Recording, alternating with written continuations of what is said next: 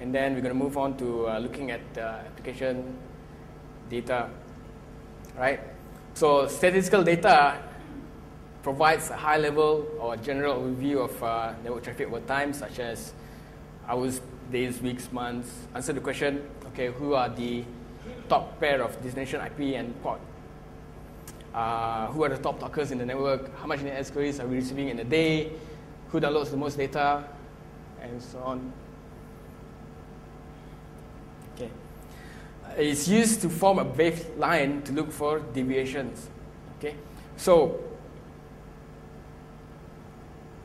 one thing that we always emphasize is that it's far easier for you to investigate an incident if you are familiar with the familiar. Okay? So rather than trying to look for, rather than spending your hours, your time looking for like examining packets, decoding protocol, you'll be more productive if you know, if you're familiar with that particular protocol. In this case, it's network. So if you know that if you are familiar with your network environment, for example, you know that our SMTP traffic is always 30%. If it goes 40%, then it indicates something abnormal, right?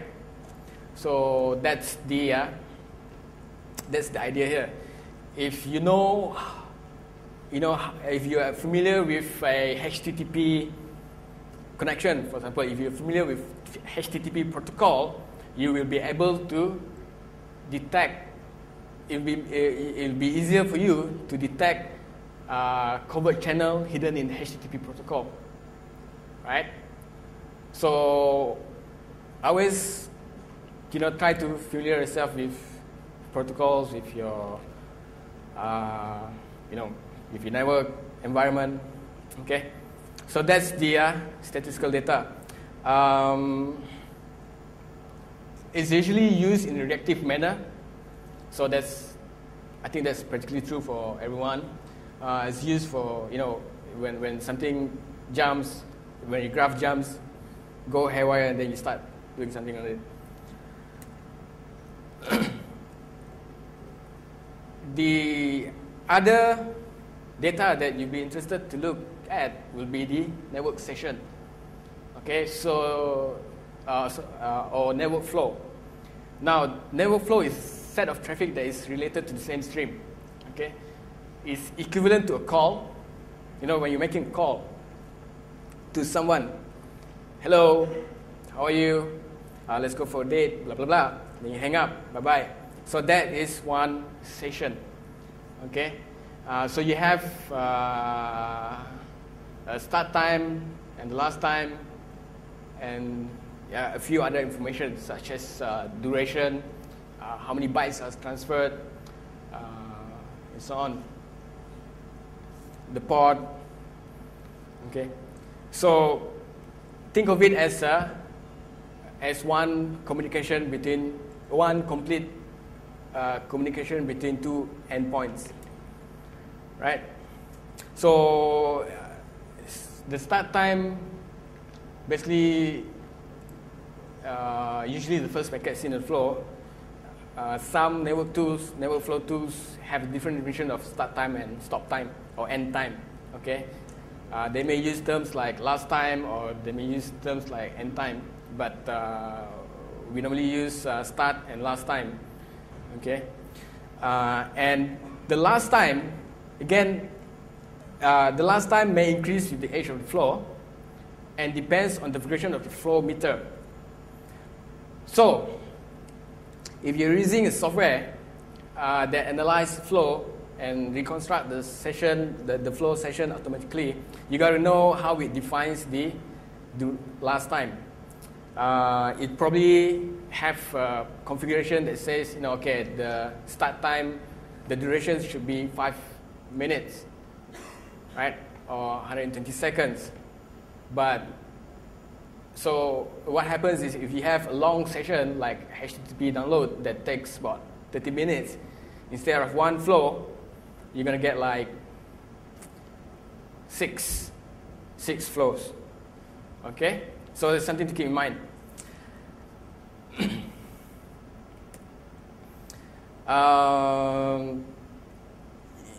Going into semantics, session and flow. Session is conversation between two. Okay, let me go back. So you have one session, right? And then you have a flow. So in that particular session, you may have different flows. Now these flows again is defined by your network flow analysis tools. So like what I've mentioned earlier, so that 30 minutes is one session, but inside that particular sessions there are 6 flows.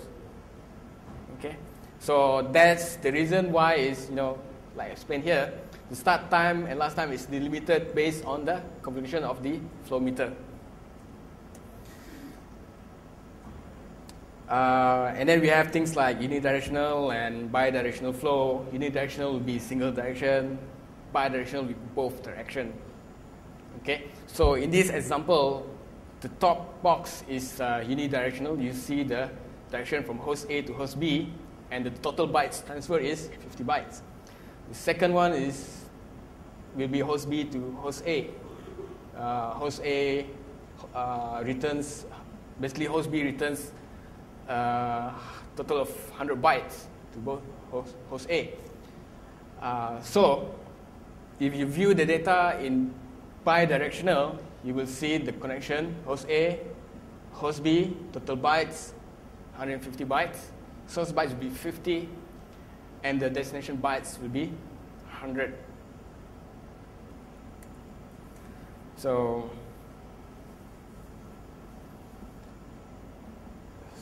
here is unidirectional is one direction at a time, bidirectional is both direction at a time. Okay, and if you've heard of Argus, which is an open source tool for flow analysis, okay, it uses bidirectional model for flow generation, and you can convert the bidirection to uniflow output as well. And if you use Cisco NetFlow version 5, it's unidirectional. So you need to convert it to bidirectional to have a big picture of the particular network session.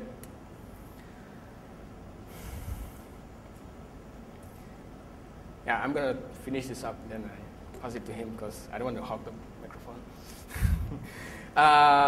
So how do you perform flow analysis?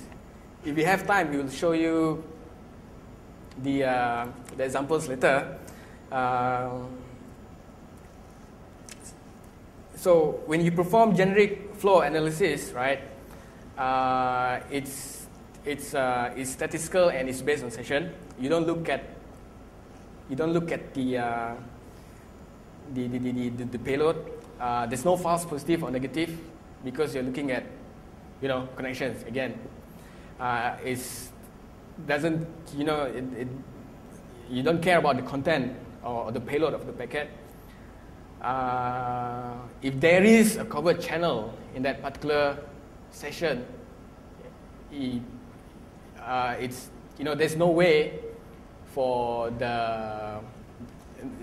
to fool flow analysis by using covered channel. A simple example would be looking at ICMP flows, right? So normally ICMP flows, when host A pings host B, send a ping, the packet is normally 60 bytes. Okay, 40 bytes, 20 bytes of headers, and another 40 bytes of data. All right, so it's consistent. You will see, if you filter the flow output and you look at ICMP, you will see a very consistent. The reply will be 60 bytes as well. Okay. Now, what happens if the attacker uses ICMP covered ICMP tunneling?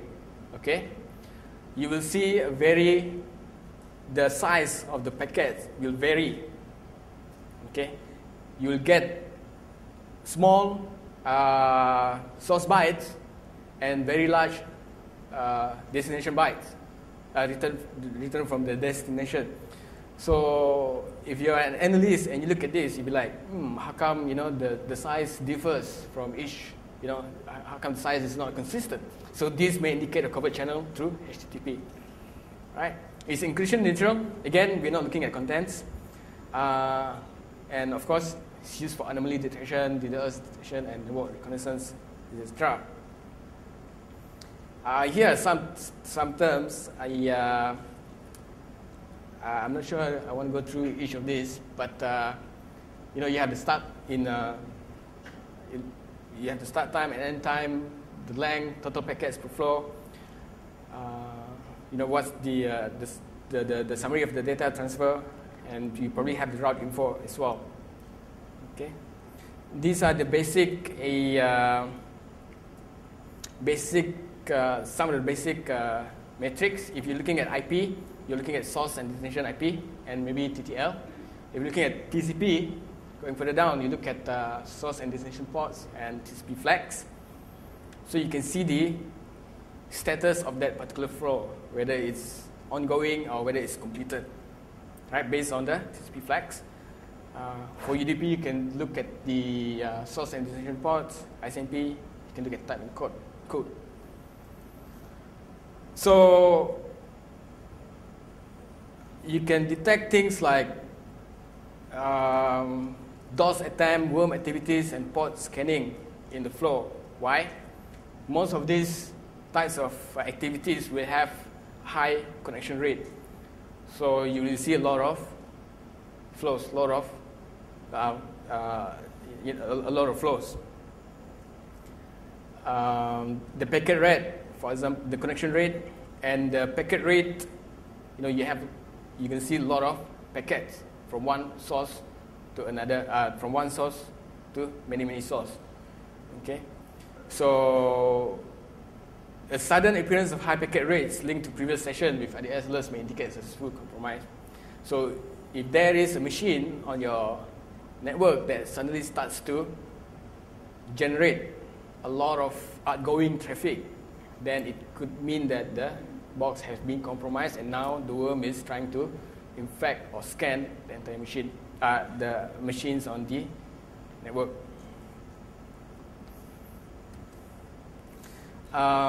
So network scanning, right? Slow and single flows. For example, one flow to different ports or different hosts. You can see large sum of small flows to and from a certain IP address, right?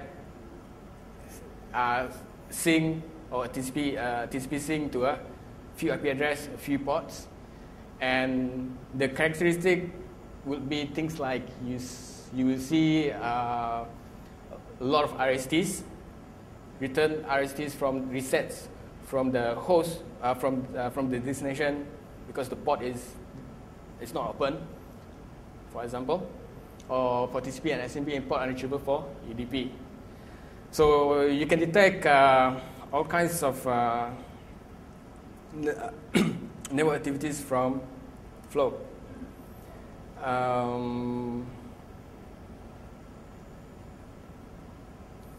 Again, worm. Okay, worms may scan backbone space.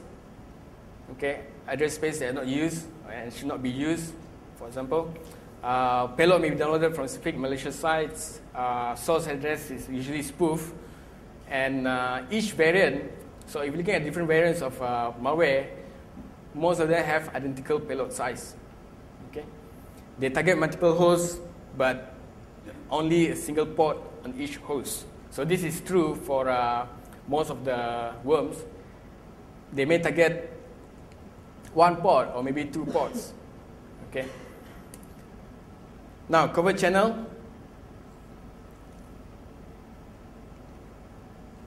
I've explained about this.